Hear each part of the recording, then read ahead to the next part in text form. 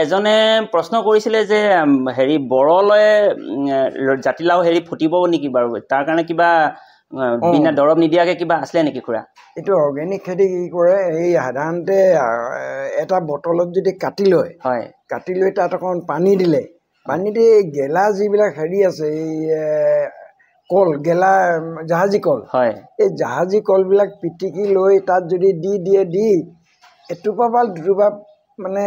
কেৰাচিন তেল দি দিব লাগে হয় হয় হয় আৰু জাতিলাও গছজোপাৰ গোটেই জেগাই তেনেকৈ বটল যদি নিক্ষেপ কৰি দিয়ে বান্ধি দিয়ে কিছুদিনৰ পিছত তেওঁ চাব যে গোটেই হেৰিবিলাক মাখিবিলাক আহি তাত পৰি মৰি যায় আৰু জাতিলাওটোলে তেওঁলোকে কেতিয়াও অগ্ৰগতি নলয় হয় হয় হয় মানে এই বৰলে ফুটি দিয়ে মাখিয়ে ফুটি দিয়ে বুলি কয় যে হয় তেতিয়া নাহে বৰলে ফুটি দিয়ে মাখিয়ে ফুটি দিলে বেয়া হয় গতিকে জাতিলাও গছজোপা চাৰিওপিনে অন্ততঃ বেছি নহ'লেও 6-7টামান বটল যদি এইদৰে দি দিয়ে